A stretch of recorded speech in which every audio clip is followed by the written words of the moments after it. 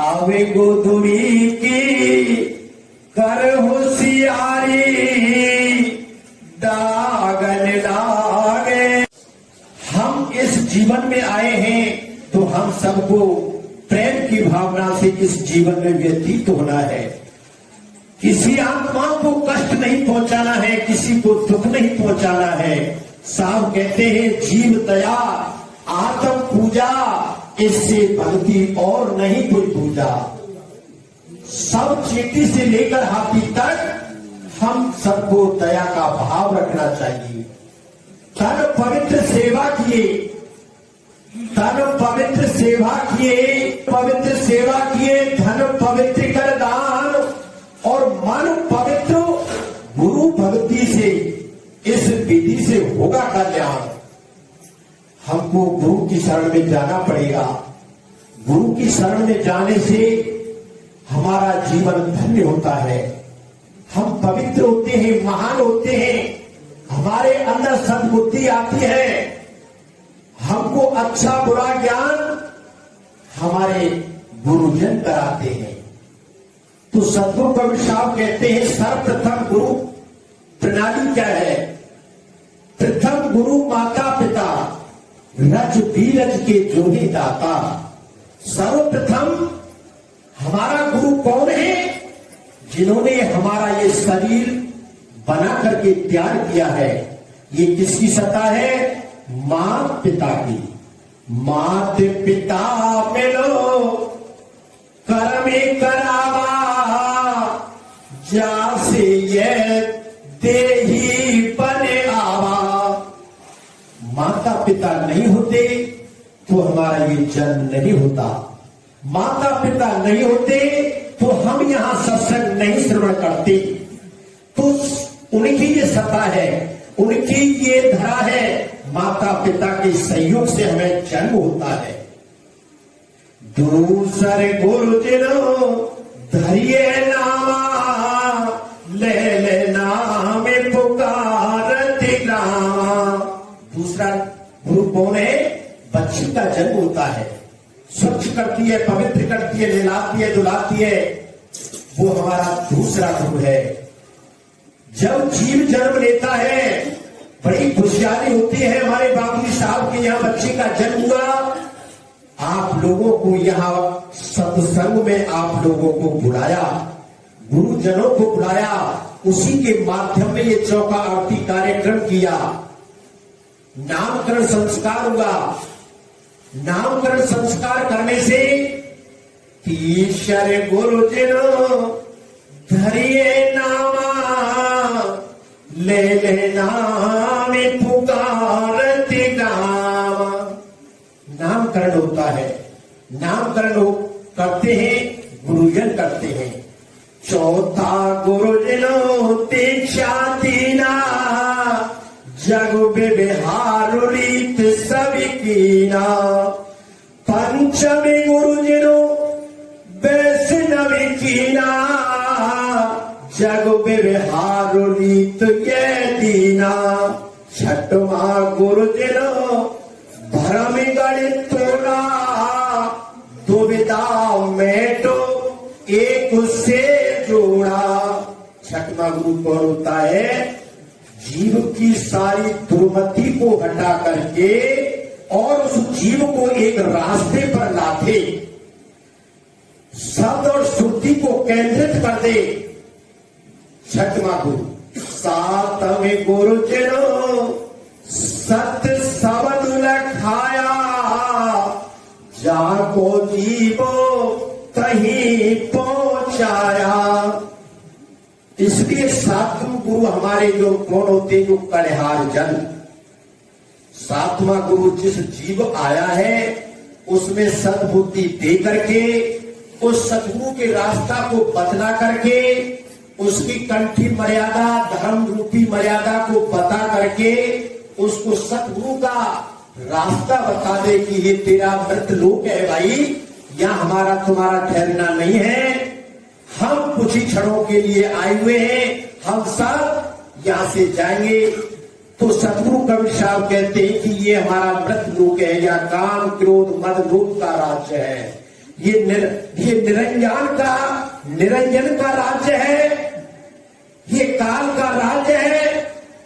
सतगुरु का लोक कोई और है। सतलोक के लिए ही हम सबको सतगुरु आप लोगों के लिए टिकट देते हैं, पीरा परवाना देते हैं, कंठी बांधते हैं।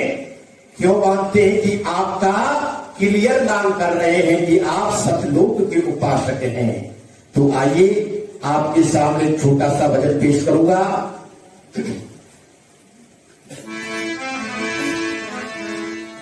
धन्य मात पितु धन्य है, तात मिले पुण्य मात मिले, सुत भ्रात मिले, युवती सुखदाई। ये राज मिले सब साधु मिले, ये लोक मिले परवंचित पाही। लोक मिले सुर लोक मिले, विधि लोक मिले बैकुंठो जाई। के कबीर मिले सबई सुख, तो संत समागम दुर्लभ भाई। जी तुम्हारे लिए सब कुछ प्राप्त हो जाएगा। नाती बेटा धन दौलत कुटुंब परिवार ये सब कुछ मिलेंगे, लेकर मिलने वाली चीज क्या है? ये सत्संग। ये सत्संग आप लोगों को पैसे से नहीं मिल सकता, बाजार में इसकी कीमत नहीं हो सकती जो कि आप वहां से खरीद ला सकते हो। ये अनमोल है, ये सतगुरु की धराधार है, ये तो कहीं मिलेगा नहीं। इसलिए साहब कहते हैं आप इस संसार में आए हो तो नेक बनिए, पवित्र बनिए, महान बनिए।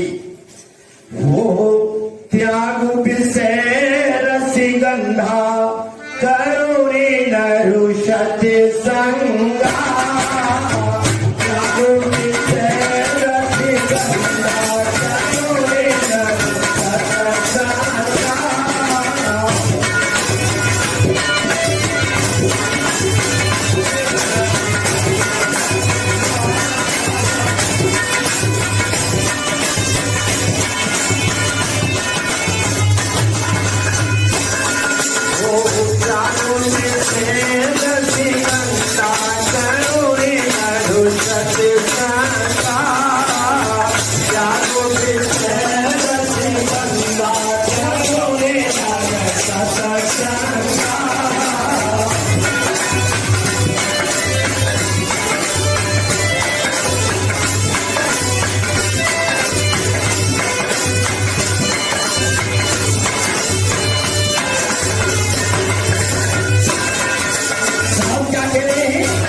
ज्ञान विषय रसगंधा कौन से विषय है?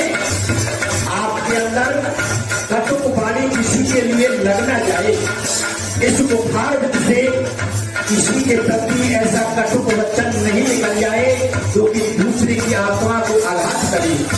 और बुरे कर्म हमको त्यागने हैं, खान पान से रहित होना है। हम मानव हैं, राक्षस नहीं है, इसलिए हमको बुरी चीजों का त्याग करना है। और क्या कह रहे हैं?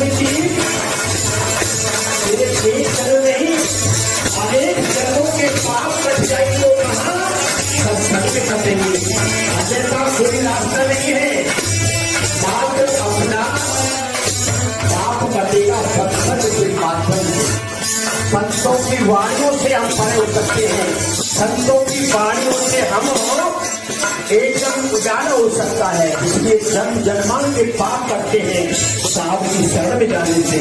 और क्या कह रहे हैं,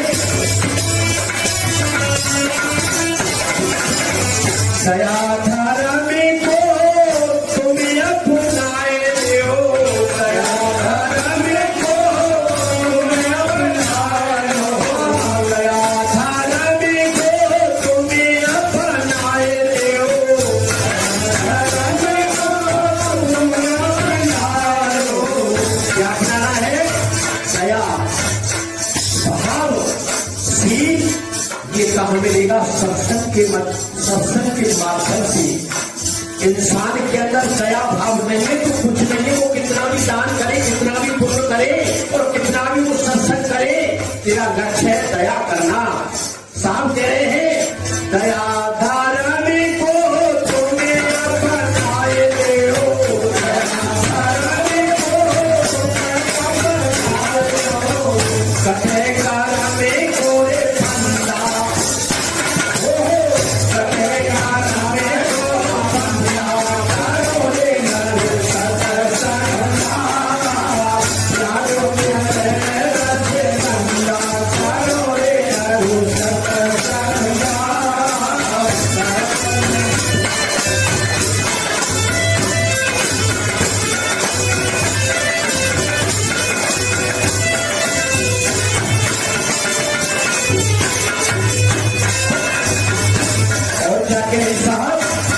कैसे छंद कटेगा, कैसे दुख से निवृत्त होंगे। संसार के अंदर नाना प्रकार के दुख भोग रहा है जीव, लेकिन इस जीव से कैसे परे होगा। हाँ, सतगुरु से निज रूप जाने में, सतगुरु से निज रूप जाने में, साहिब से निज रूप जाने में,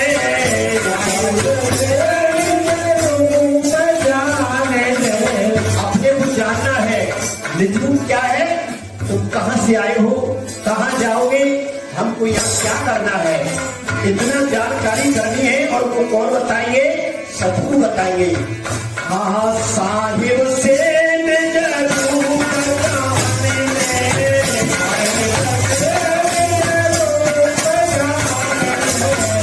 लख कर हो जाए संगा कारो रे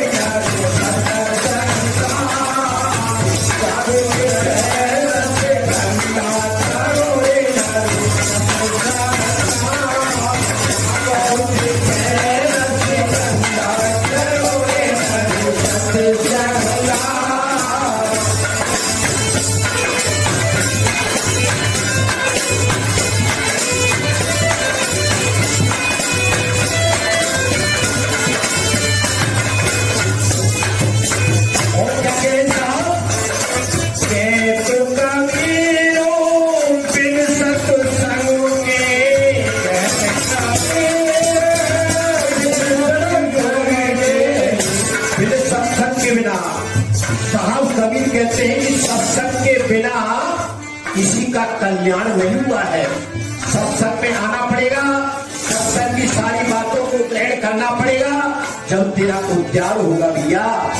के तू कबीरो बिन सत्संग के, कबीरो बिन सत्संग के, मिटे ने जन्म को फंसा करो रे नर सत्संग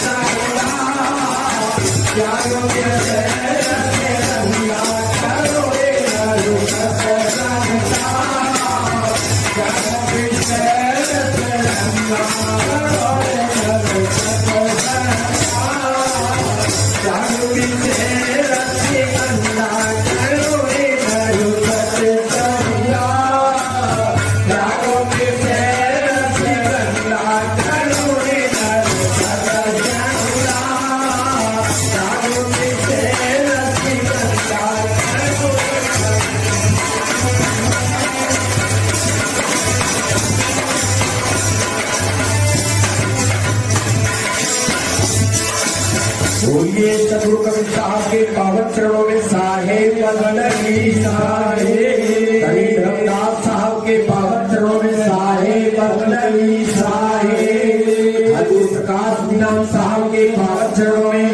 साहे बंदगी साहे, सभी संत महंतों के पावन चरणों में साहे बंदगी साहे, साहे बंदगी साहे। हमारे माननीय संत